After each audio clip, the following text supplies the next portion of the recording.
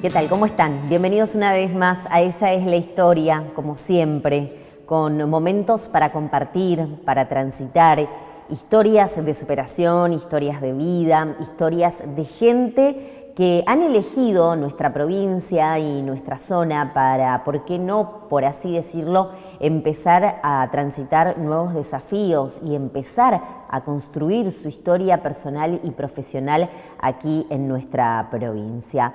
Hoy tenemos un invitado muy especial, docente de profesión y docente por pasión también, me parece, en donde el rol social, además de la educación, cumplen un lugar muy importante. Marco Antonio Ramos está con nosotros.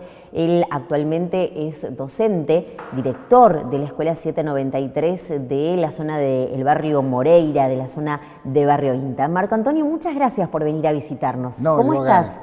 Muy bien, agradezco la invitación y está muy bueno estos modos de testimoniar del proceso y el desarrollo que uno como persona lleva adelante y en la interrelación que uno tiene durante esta etapa, ¿no? Y es bueno, digo, ¿por qué? Porque sirve también como una experiencia para nuestros chicos y nuestras chicas y nuestros jóvenes que vienen también por ese camino y puedan transitar para tener una vida digna, una vida más desarrollada. Así que es muy importante este tipo de eventos comunicacionales. Así que yo los felicito, siempre veo, hacen unas excelentes producciones que sirven para nuestras generaciones y también para la generación que ya ha transitado esos momentos de la vida.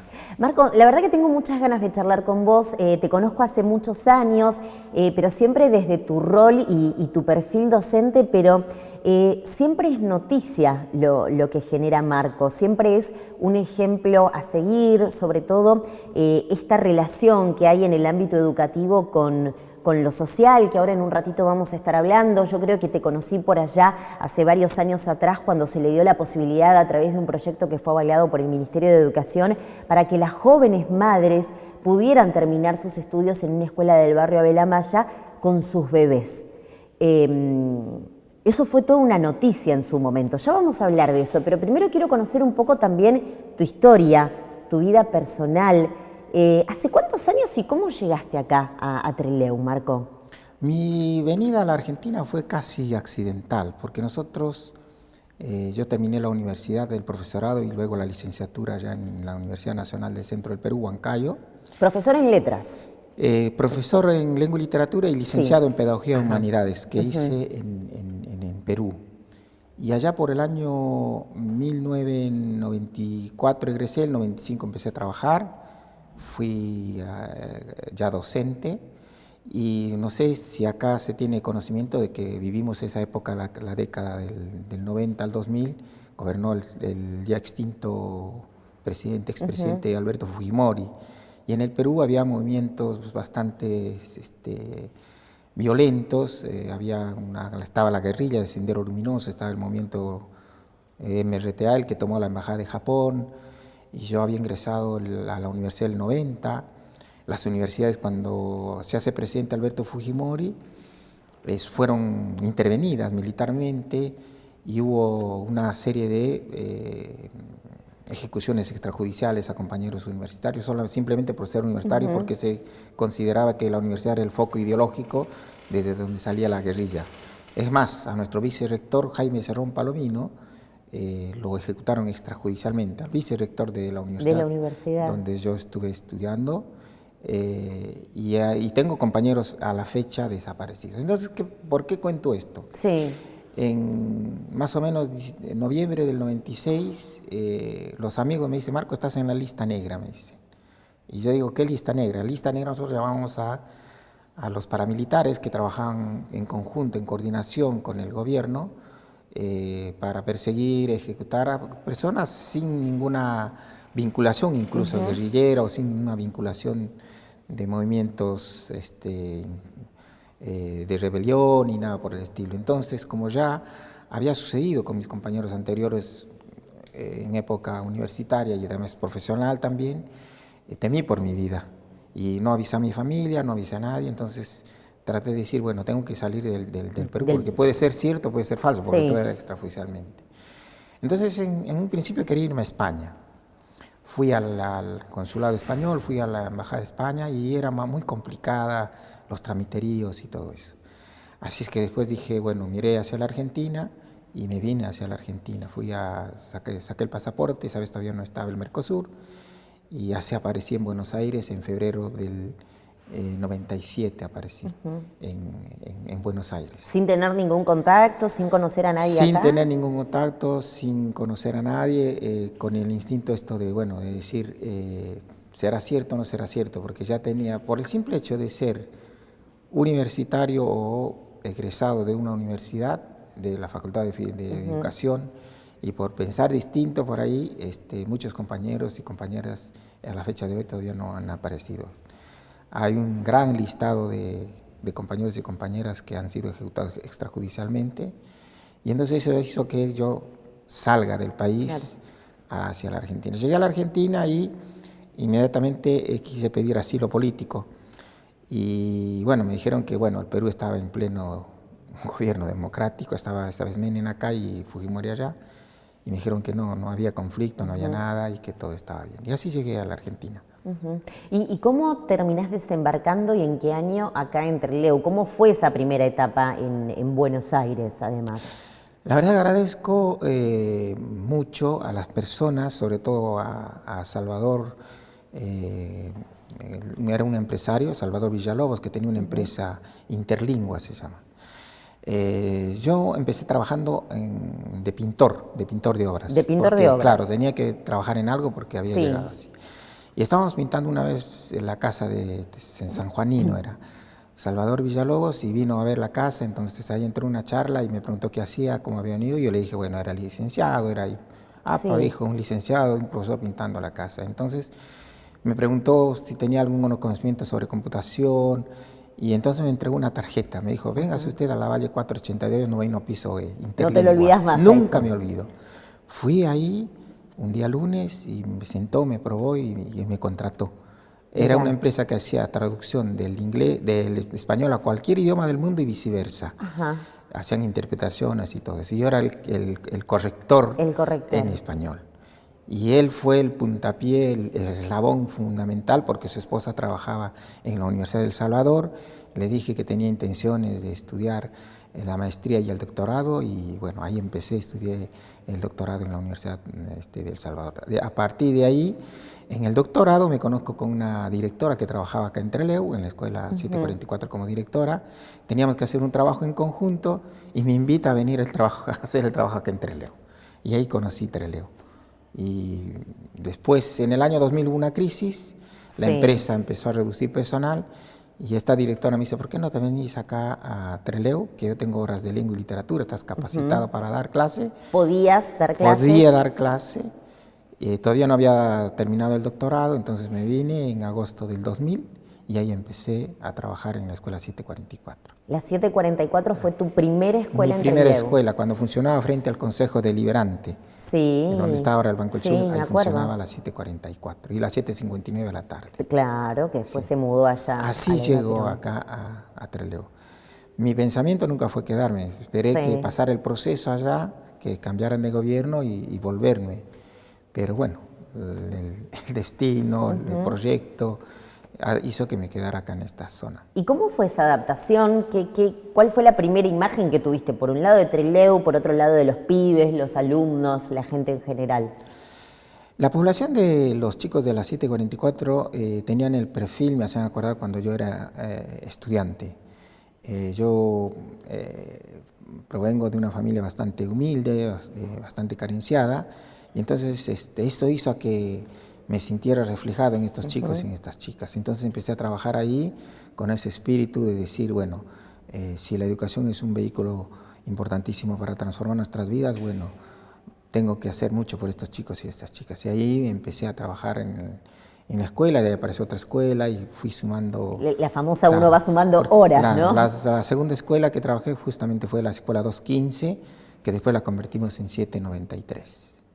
¿Hace cuánto que estás en esa escuela? La 793, que es la escuela emblemática de la zona de Moreira, Claro. de Y INTA, es el secundario que nuclea esos barrios. Prácticamente 24 años que estoy. 24 años, sí. Empezaste como profe de literatura. Empecé como profe de literatura. Mucho tiempo. Mucho tiempo, muchas cosas pasaron, pero estoy contento porque di todo lo que tengo, lo que tuve que dar y la sigo dando. Han pasado miles y miles de estudiantes por la escuela. Hemos transformado el grupo de docentes y quien habla, hemos transformado muchas vidas y esa es la máxima satisfacción que uno tiene como profesional. Y a veces descuidando incluso a la propia familia, porque yo creo que la docencia, si uno se entrega y trabaja como corresponde, a veces tienes que descuidar la propia familia. Pero el producto, cuando uno se encuentra con los exalumnos profesionales, algunos ya formaron su familia y todo eso, y sientes una inmensa satisfacción de haber hecho algo por estos chicos y chicas que hoy, bueno, muchos de ellos ya son adultos. Sos un apasionado de tu profesión, ¿no? Amo la docencia, la amo. Si otra vez retrocedí el tiempo y me volvían a dar la opción de elegir, volvería a elegir ser docente. Más allá de las cuestiones económicas, remunerativas y todo eso, es una profesión que tiene que tener mucha filantropía, mucha abnegación, mucho amor por el otro, ¿no? Porque el enseñar, si no se hace con amor, no funciona, ¿no? Y yo, durante estos años que he estado, he visto y he palpado que hay muchas personas que están en la escuela y no tienen esa pasión. Están, no sé por qué están, pero tengo que decirlo porque es doloroso eso. Y debe ser doloroso estar frente a una institución o frente a un ámbito laboral donde no demuestres la pasión y donde no te agrade, donde no te guste trabajar, donde no te entregues, ¿no? Y eso a mí me duele mucho. Por eso digo que para ser docente tendría que haber dispositivos bastante interesantes para ver realmente el perfil, si realmente esa persona está o no está para ayudar a estas generaciones que tanto lo necesitan. ¿Trabajar en una escuela no es lo mismo que trabajar en otra escuela? No quiero sectorizar, Sí. ¿no? Pero me parece que en todos lados pasa que según una ciudad, según un barrio, las realidades son diferentes y los desafíos a llevar adelante también en un establecimiento educativo cambian a veces. Sí, es cierto lo que planteas. No es lo mismo trabajar en una determinada escuela y en otra determinada escuela. Los contextos socioeconómicos, los contextos de relaciones humanas son distintas. Entonces, un docente tiene que estar preparado para trabajar en esos distintos ámbitos, ¿no? Yo tuve la oportunidad de trabajar en Padre Juan también. Sí. Y es distinta. Uno tiene que tener ese instinto pedagógico y educador para ser heterogéneo frente al acompañamiento. Y no solo digo de una escuela a otra escuela, incluso en la misma aula, en estos 25 chicos o 30 chicos, hay una heterogeneidad de chicos. Entonces el docente tiene que estar preparado, ¿no? No todos somos moldeados como antes era la educación, ¿no? Era sección A, sección B, como que nos habían seleccionado de la A, la B y la C, como que estaban todos uniformados. No. Y más aún ahora, peor todavía. ¿Fue más fácil en el Padre Juan? No fue más fácil. ¿Y por qué te fuiste? Porque hice una suplencia corta, pero fue una maravillosa experiencia, ¿Qué pasó en la escuela 793 durante la pandemia? ¿Qué pasó con los pibes cuando se pudo volver a la escuela? La pandemia abrió la cortina, tiró el velo para decirle a la sociedad la gran diferencia del nivel socioeconómico en el que estábamos como país. Fue el velo que se destapó y de repente nos vimos con que nuestros chicos directamente en la pandemia no podían hacer sus actividades a través de la virtualidad. ¿Por qué? Porque primero no tenían No había internet y no tenían computadora, no tenían dispositivos. Y nosotros tuvimos que abrir la escuela. Abríamos la escuela esporádicamente, armamos cuadernillos, llevábamos los cuadernillos armados. Es más, como te damos un refuerzo alimentario, teníamos que llevar el refuerzo alimentario en bolsas y todo eso. Fue difícil, fue muy nostálgico ver el dolor, ¿no? El dolor y la angustia de nuestras familias de no poder acceder a este derecho a la educación de otras maneras, como sí lo hicieron algunas otras escuelas, ¿no? Fue muy duro la pandemia. ¿Volvieron todos los chicos? El 21, cuando empezamos ya a volver, no volvieron todos los chicos. Nosotros tuvimos un relevamiento y no habían vuelto 117 chicos y chicas, no aparecieron. ¿De una matrícula de cuánto? Y de una matrícula de 600 más o menos, no habían vuelto. Nos preocupó, nos pusimos tristes, ¿qué íbamos a hacer? Porque no era abrir la escuela y continuar. No se podía eso hacer. Y rápidamente el grupo de docentes, el equipo directivo, ideamos, dijimos, ¿qué vamos a hacer? No es que no pasó nada aquí, sí había pasado la pandemia. Y armamos un proyecto para rescatar a estos chicos y chicas, para decirles que vuelvan a la escuela.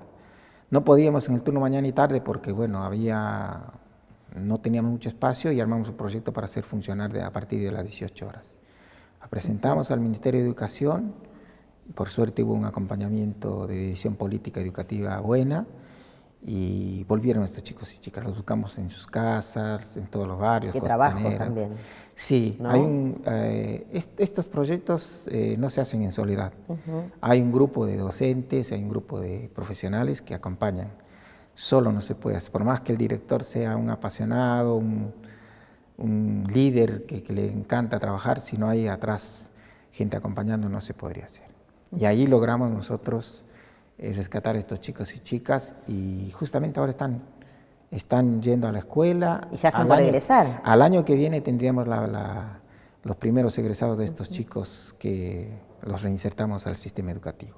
Siempre marcando un precedente de alguna manera, Marco Antonio, no sé si hay otra escuela como la 793 de Moreira, INTA, que abra sus puertas a las 7 de la mañana de lunes a lunes y cierre a las 10 de la noche. Como única escuela, no. Me parece que sí hay instituciones, pero una escuela funciona tarde, turno y mañana, y después entra otro número de escuela. Pero de lunes a lunes están ustedes. Sí, nosotros... ¿Por qué eso? ¿Cómo se llama ese proyecto? El proyecto se llama Comunidad y Escuela de Puertas Abiertas. Hemos decidido abrir la escuela a toda la comunidad. Por ejemplo, en nuestra escuela, después de las 18 hay una escuelita de fútbol infantil, que van los hermanitos de nuestros propios estudiantes. Hay zumba para las mamás. Que hay una policía de comunitaria, claro, ¿no? Una policía comunitaria que hace zumba. Hay una estudiante nuestra que hace karate. Hay actividades de educación física para los adultos. Si quieren hay charlas, y después los sábados tenemos la escuelita dominical, vienen niños del barrio Costanera a reforzarse académicamente y a reforzarse alimenticiamente también, porque toman la leche. Los sábados, los domingos hemos cedido a las iglesias evangélicas, hacen sus cultos. Nuestros propios chicos se acercan también. Practican, pertenecen a las iglesias, son ellos los que nos dijeron, y entonces la escuela, el espacio no la desperdiciamos. ¿Por qué? Porque en el sector donde estamos no hay un gimnasio, no hay un lugar de esparcimiento, no hay un centro de encuentro. Entonces hace falta muchos espacios. Si hubiese más infraestructura, podríamos sacar a muchos chicos y chicas que lastimosamente no todos están contenidos.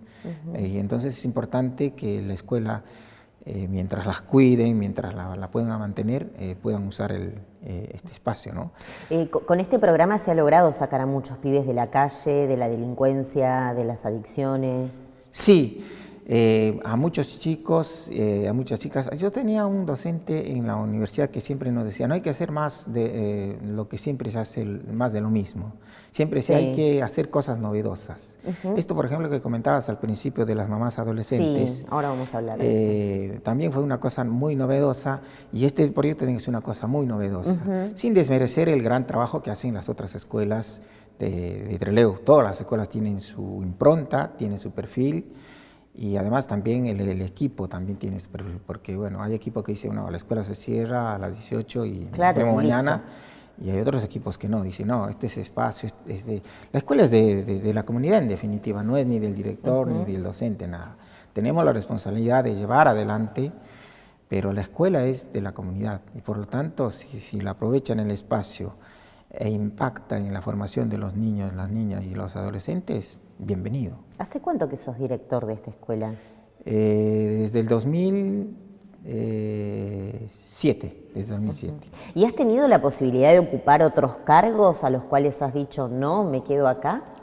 Estuve en la Universidad de Chubut Sí. como director de extensión universitaria y queriendo, como tenía el perfil académico, queriendo ir a otro ámbito, pero no me gustó algunas cuestiones y dije, no, esto no es para mí, y volví a la escuela. Estuve ahí en la Universidad del Chubut como catedrático y también como director. Y también estuve dando clase en la Universidad Nacional de la Patagonia, San Juan Bosco. Sí. También. Pero después dije, no, yo quiero terminar aquí en la escuela, quiero dar todo por la escuela, porque esa escuela la engendramos nosotros. La 793 no existía esa escuela. Hace 10 años atrás, 12 años atrás no estaba la escuela. Entonces la engendramos esa escuela, como también engendramos otra escuela también. Tiene como un sentido de pertenencia muy importante Muy para importante, porque bueno, fuimos los creadores de esa escuela. ¿Te queda mucho para jubilarte? Al año que viene ya me estaría jubilando. En agosto estaría cumpliendo el requisito y ya me estaría jubilando. ¿Y qué planes hay? Quiero dedicarme a contar la experiencia que hice en la escuela, de una manera académica, a través de conferencias, hacer viajes y quiero contagiar como están, ahora hay redes y todo eso y se puede llegar a muchos lugares para poder comentar las experiencias duras y fuertes que pasé en la escuela, porque hubieron... Por ejemplo, ¿qué me puedes contar de eso? Por ejemplo, en una época, cuando estaba de director, ahí todavía estábamos en el Amaya, esto es lo que me marcó muy duro. Descubrí que, bueno, un padre estaba abusando de su propia hija.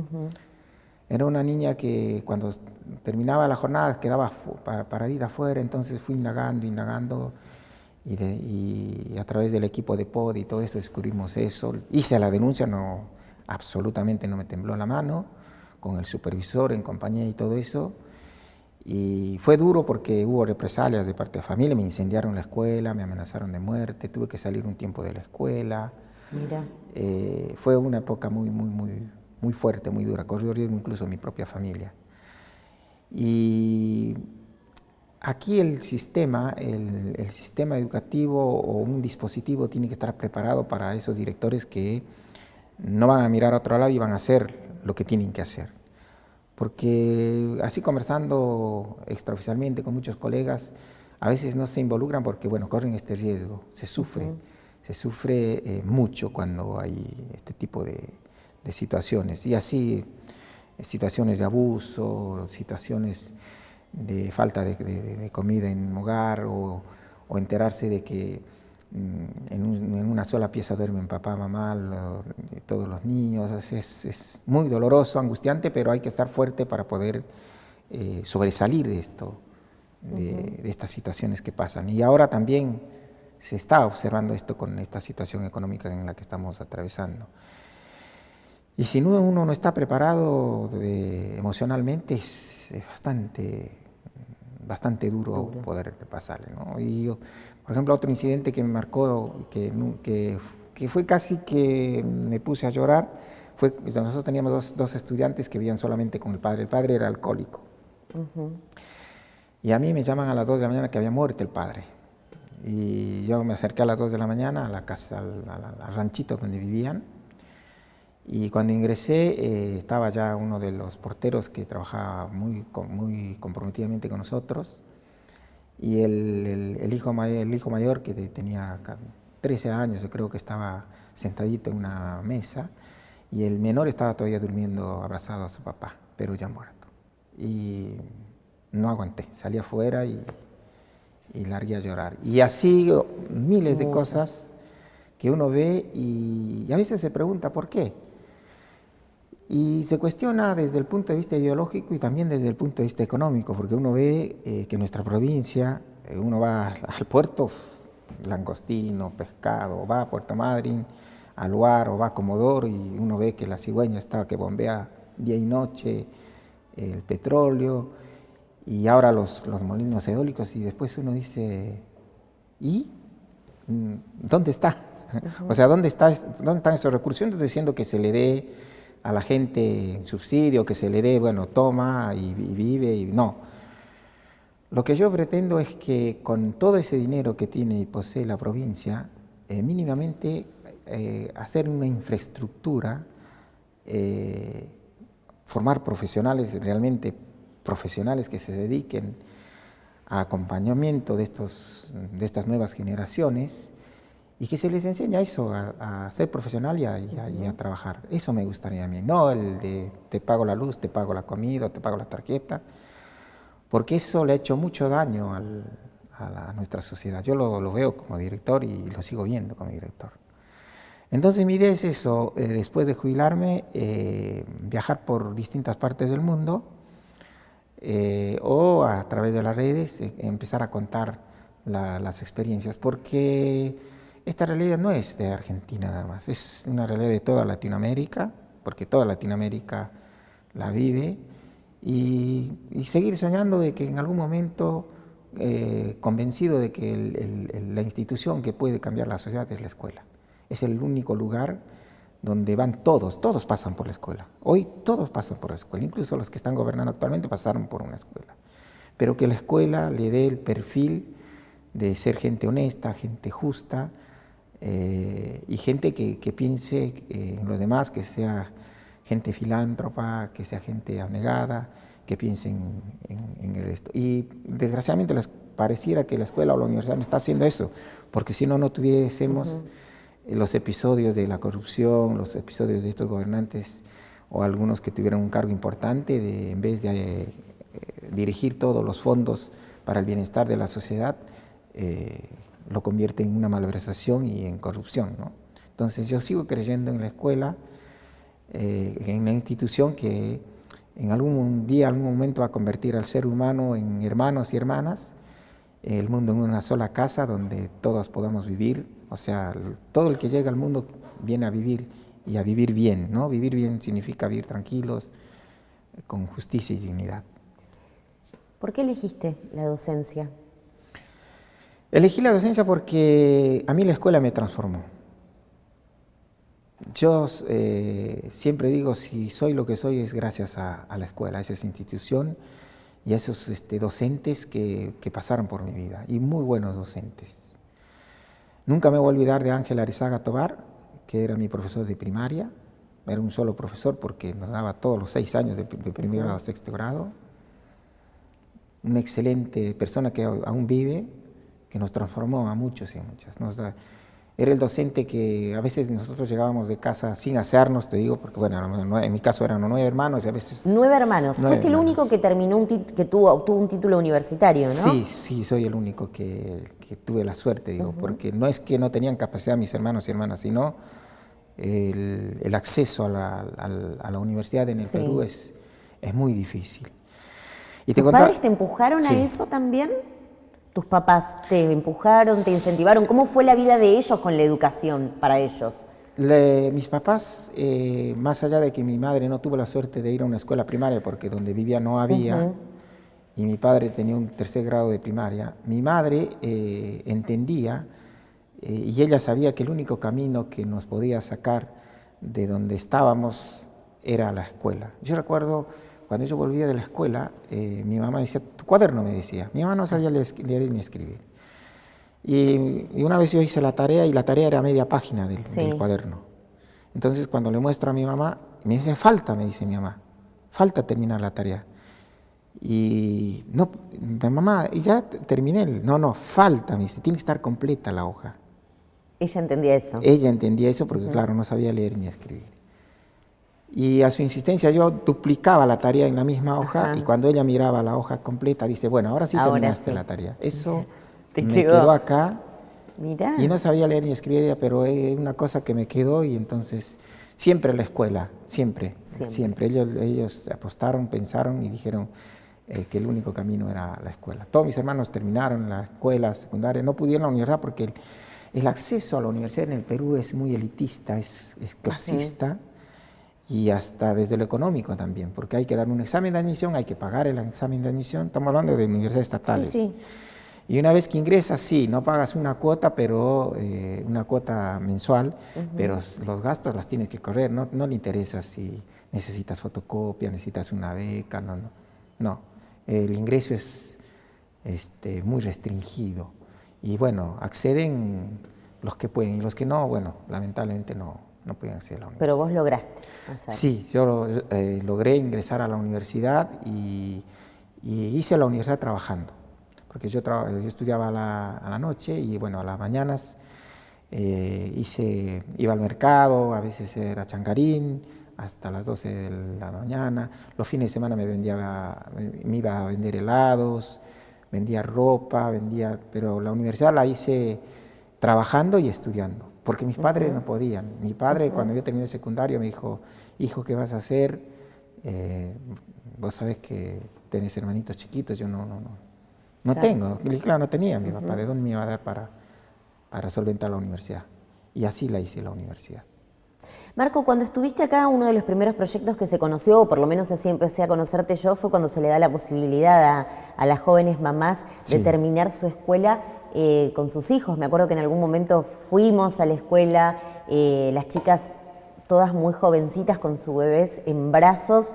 Hoy ya está como un poco más incorporado eso, ¿no? Pero ¿qué significó eso? ¿Hace cuántos años atrás? Estamos hablando de 12, 15 años por lo menos, ¿no? Sí. Estamos hablando de una época donde el sistema educativo tenía un vacío. Había un vacío ahí. Era un derecho a la educación, pero estaban los bebés, estaba una madre adolescente. No había una normativa donde diga puede asistir esta niña con su hijo. Y yo lo charlé en esa época lo charlé con el supervisor y me dice, sí, pero Marco, y si le llega a pasar al bebé, ¿quién es responsable? Vos vas a ser responsable, que hacía un bebé dentro de la escuela. Y entonces se armó todo un dilema y me junté con el equipo y dije, no, nosotros no podemos decirle no a una adolescente que tuvo un bebé, tiene derecho a seguir estudiando. En un principio armamos 2 etapas. Dijimos, vamos a armar un proyecto para la tarde y mientras tanto, para que no pierdan, vamos a hacer que vengan a la escuela. Tal fue la experiencia, obviamente, arriesgándose, caminando por la cornisa, porque si hubiera llegado a pasar algo con un bebé, no hubieran dicho, no, el director quería, no, directamente cortan el hilo por lo más delgado. Dijimos, vamos a que vengan, nosotros hablamos con los docentes y todo eso, y empezaron a venir, eran 4 mamás que me acuerdo. Y contar esto es una cosa muy maravillosa. Era un curso muy revoltoso, había un curso muy revoltoso, y era la niña adolescente era mamá de un bebé. Entonces, nosotros pensábamos, bueno, con el cochecito colaboraron algunos docentes, colaboraban con pañal, colaboraban con leche. Es decir, era una cátedra más eso dentro de los chicos, porque los chicos aprendieron esta cátedra de la solidaridad y el respeto. Nosotros pensamos que ese curso, bueno, no iba a dejar dormir a la bebé, no iba a poner, porque los profesores estaban cansados, ¿qué hacemos con este curso? Y batallábamos. Sí, era indomable. Era indomable. ¿Sabe quién domó ese curso? Fue la bebé, era una niñita. Entonces, cuando vieron que había el cochecito, los que más hacían revuelto, entre ellos se controlaban, decían, el bebé, despacito, todos estudiaban. Y fue los docentes decían, bueno, hay que poner un bebé en cada aula. En cada aula, ¿no? Y ellos mismos eran como hermanos para esa bebé. E increíblemente esa bebé hoy está estudiando Mirá. el secundario en la 793. Mirá. Esa niña, que era un bebé, que estamos hablando Sí. hace 12, 13 años, está ya cuarto año de secundaria. ¿Y Qué cómo no te va a historia. emocionar eso? ¿Cómo no te puede emocionar esas cosas, no? Y después de ahí nosotros armamos un proyecto, porque corríamos el riesgo en que, bueno, pasara algo con la bebé, porque uno no sabe, ¿no? Y también tuvimos acompañamiento, por suerte, de la decisión política de los gobernantes de turno, nos dieron y a la noche aperturamos. Que sigan estudiando las mamás y asumamos a más chicas que habían dejado por el tema esto de las bebés. Y teníamos una salita en la misma escuela, a la noche, una salita donde las mamás dejaban a sus bebés, teníamos una maestra jardinera para los chicos en edad, y para los bebés teníamos cuidadoras. Y ahí dejaban a sus bebés y estudiaban. Y ese proyecto después se convirtió en una nueva escuela, es la 7718, que funciona a la noche, con esas características. Armamos el proyecto y exigimos al Estado que lo convirtiera en escuela. Así que parimos otra escuela más. Primero la 793 y después esta escuela. Marco, ¿cómo te acompaña tu familia en todo esto? Porque al principio de la entrevista me decías, muchas veces uno siente que hasta deja tiempo compartido con su familia de tanto compromiso que va generando con la institución, con la educación y con los jóvenes. ¿Cómo banca esto? ¿Cómo está compuesta tu familia? ¿Cómo te hacen el aguante, digo? Sí, yo tengo cuatro retoños. La mayor es Elena. Después vienen mellizos, Juan y Delfina, y la última Yara, que tiene 12 años. Juan y Delfina 15 y Elena tiene 16 años. Bueno, el acompañamiento, siempre obviamente había algunos cuestionamientos porque era el trabajo, pero bueno, no me puedo quejar el acompañamiento que tuve, porque hay que... Es un dilema a veces esto, porque cuando uno se apasiona por una cosa y después está la familia, es bastante difícil lidiar con los dos frentes, ¿no? No es nada fácil, es durísimo porque, bueno, uno se apasiona con una cosa y está en la escuela y suena la alarma y está haciendo proyectos, porque no es que vas, abres la escuela, después cerrar la escuela y se termina todo, no, es un proceso bastante difícil, ¿no? Los que se comprometen. Sos una persona sumamente comprometida, das. Sí. ¿Qué recibís vos de ellos?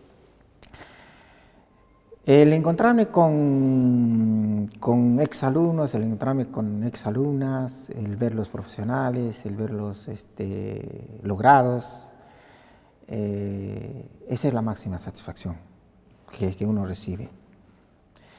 Y el dolor es que enterarse que, bueno, algunos no pudimos salvarlos, porque algunos chicos y chicas que pasaron por la escuela, bueno, terminaron mal, algunos presos, algunos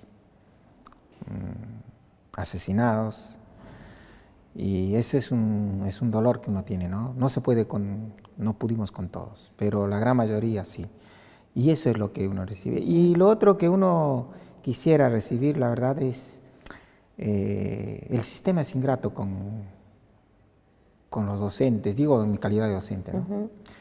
Porque yo he pasado a veces momentos difíciles y el sistema es como que, bueno, ahora no estás y bueno, listo. El sistema no tiene un dispositivo de decir, bueno, este elemento o este sujeto, este profesional aportó a la sociedad, aportó a su profesión, logró muchos objetivos y bueno, dispositivos que acompañen. Fíjate que muchas veces, yo digo, por eso uno descuida la familia. Como mamá podía cuidarle a mis hijos cuando se enfermaban y yo podía haberme quedado poniendo una licencia, no, yo lo que sé, irme a la escuela y a veces uno descuida a los hijos. Me cuesta decir esto porque tengo un dolor inmenso porque el sistema, digo, cuando digo sistema, no tiene un dispositivo de acompañar a la gente que realmente se compromete. Porque seguramente al año que viene yo me jubilo Y tal vez ni siquiera tal vez el sistema va a hacer que yo me jubile como corresponde porque sea cumplir el requisito, porque a veces te demoran. O a veces cuando uno quiere hacer uso de una licencia y el sistema no ve eso, no ve. Eso lo digo con mucho dolor. Da lo mismo hacer o no hacer. Y eso me duele muchísimo. No hay un dispositivo donde diga, mira, esta persona hace mucho, realmente se merece. No, da lo mismo. Da lo mismo que un docente realmente dé sus clases como corresponde, se prepare y todo eso, y da lo mismo que vaya y no lo haga. Y eso duele mucho. A mí me duele muchísimo eso. Muchísimo me duele. Pero como te digo, la máxima satisfacción que tengo es, y respiro con profundidad y digo, bueno, hice algo, es esto de, algo hice por mucha gente. Y te recuerda a esa gente, te saluda, te ve y te lleva y te dice, así como yo dije de Ángel Arizaga Tobar, que fue mi profesor de primaria, y también algunos docentes del secundario. Otros te nombran a vos. Sí, sí. Y en el secundario tuve muy buenos docentes que... Por ahí tenía una profesora de química, tal vez ni recuerdo las fórmulas de química, pero era una docente que venía y te daba una palmada en la espalda y te decía, Marco, vos podés, vos vas a poder, Marco, tienes que poder. Y no a Marco, no, sino a todos, ¿no? Y ese docente que tiene el apostolado, ese docente que tiene eso de que quiere, que no era química, fórmula, combinación, sino ese ingrediente de amor hacia ese grupo de chicos y chicas, y más todavía en una escuela donde los chicos apuestan y las familias apuestan a la escuela. Marco, te agradezco por esta charla, te admiro profundamente, sos un docente ejemplo a seguir. Me hubiese gustado tener un profe Sí. como vos. Gracias. Yo te agradezco y en esta última parte casi me quiebro porque hay sentimientos que se encuentran y yo lo único que quiero decirles a mis 3 hijas y a mi hijo es que, bueno, si es que los descuidé en esos momentos, en unos momentos, fue porque, bueno, también mi trabajo hacía que quería que ellos estén bien, ¿no? Y que estudien y que el único camino es la escuela y que los amo, los quiero, siempre voy a estar para ellos y que la vida es esta. La vida es encontrarse en un ámbito donde muchas veces uno tiene que dar más de lo que recibe, pero no importa. Lo importante es esta satisfacción de transformar vidas y decirle a los que tienen el poder, digamos, de decisión política, que miren más a las escuelas y sobre todo a los directores. Es el director el punto y el eje fundamental de toda escuela. Gracias. Los extremos no.